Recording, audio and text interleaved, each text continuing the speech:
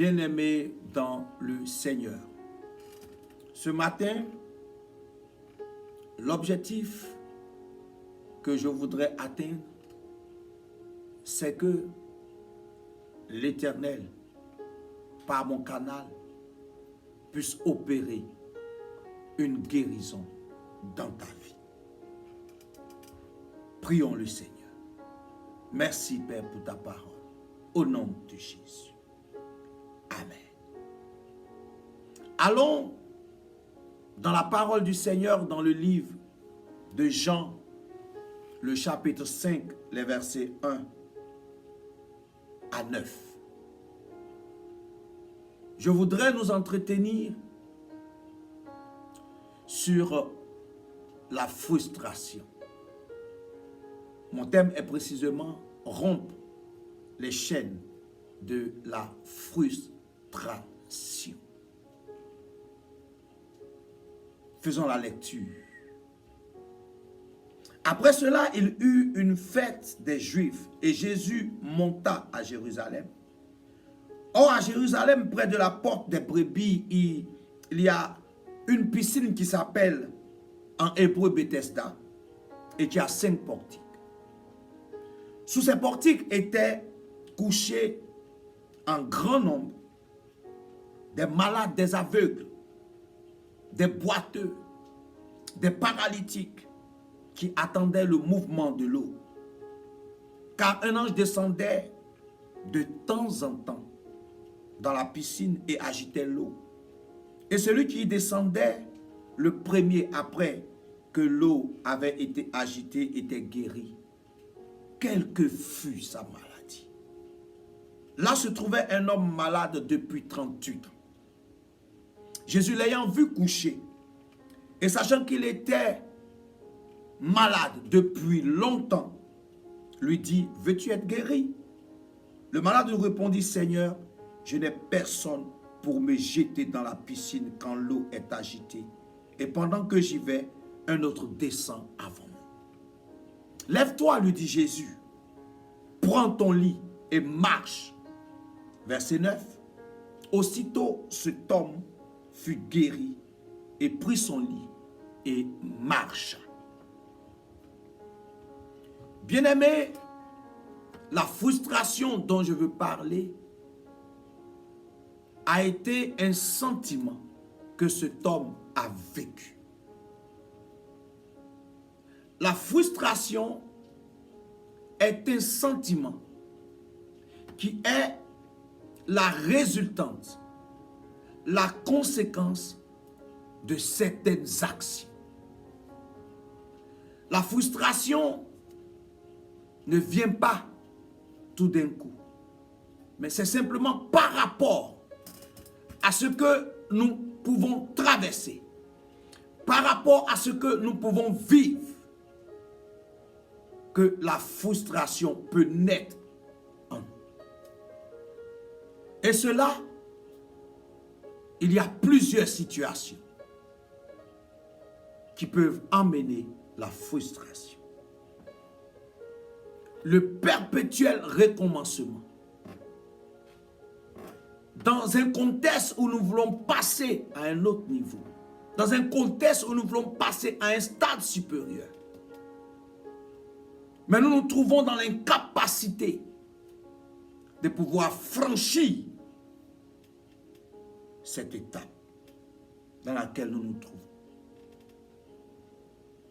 Toute forme de blocage, bien-aimé, peut être l'objet de frustration. Lorsque tu sais que tu as les capacités, lorsque la volonté bout en toi, mais que les circonstances matérielles ne te permettent pas de réaliser ce à quoi tu aspires, la frustration peut prendre place. Quand tu n'arrives pas à décoller, quand tu es en dessous de ce que tu mérites, toutes ces choses peuvent concourir à la frustration. Des fois, c'est même une gêne quand tu vois d'autres personnes qui certainement n'ont pas plus de capacité, d'aptitude, de qualité que toi. Et tu se retrouves dans des endroits dits plus ou moins glorieux ou meilleurs que le tien. Il y a beaucoup d'autres situations qui amènent la frustration. Et les conséquences de la frustration, pour citer seulement 4, il y a l'amertume. Tu peux être rongé par l'amertume. Il y a l'accusation. Parce que l'amertume peut te conduire à l'accusation. L'accusation peut te conduire à l'incrédulité. Et l'incrédulité peut te conduire à la déviation. Cet homme, malade durant 38 ans, avait la volonté d'être guéri. Il était à l'endroit où il fallait pour être guéri. Mais il était incapable de connecter sa volonté à la guérison. Il était incapable de connecter sa volonté à la piscine, qui était l'image de sa délivrance et de sa restauration. En lui bourrait cette volonté. Mais matériellement, il ne pouvait pas atteindre l'objectif. Bien-aimés dans le Seigneur, beaucoup d'entre nous aussi sont l'objet de frustration. Beaucoup d'entre nous aujourd'hui sont paralysés. Non, sur le plan physique peut-être, mais sur le plan matériel, sur le plan émotionnel, sur le plan financier, sur le plan humain, la paralysie, sur le plan spirituel, prend place, est en mouvement, est à l'œuvre depuis longtemps. Et tu ne sais même pas comment t'en sortir. La frustration même des fois crée la honte, un complexe d'infériorité. La frustration crée, comme je l'ai dit, l'accusation, le questionnement permanent. Seigneur, pourquoi moi? Seigneur, tu sais que j'ai de la volonté, tu sais que je peux. Pourquoi ce blocage permanent? Pourquoi je tourne en rond?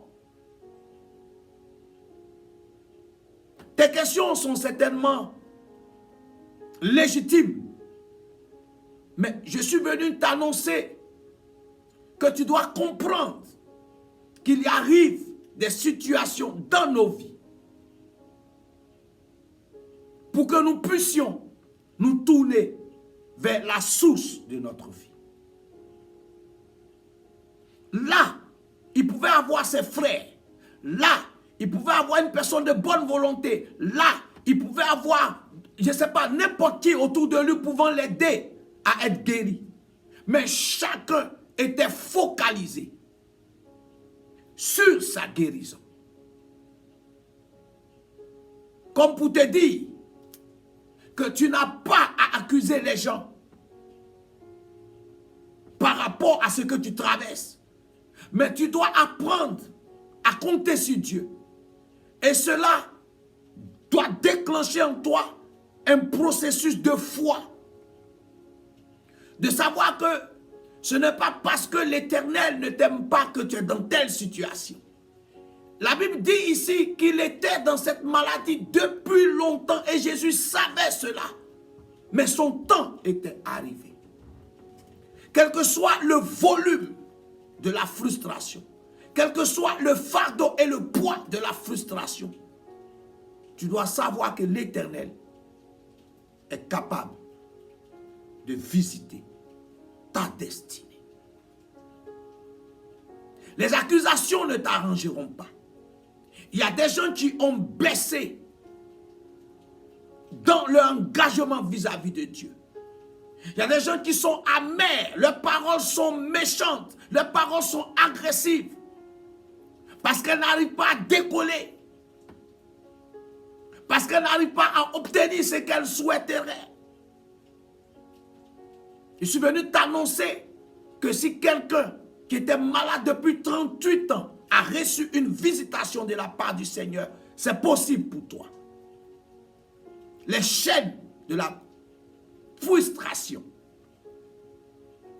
les chaînes de la frustration peuvent aussi être brisées à ton niveau. Libère donc ton cœur. Arrête d'accuser les gens. Sors de l'amertume. Arrête l'incrédulité. Reviens de ta déviation. Regarde à l'Éternel.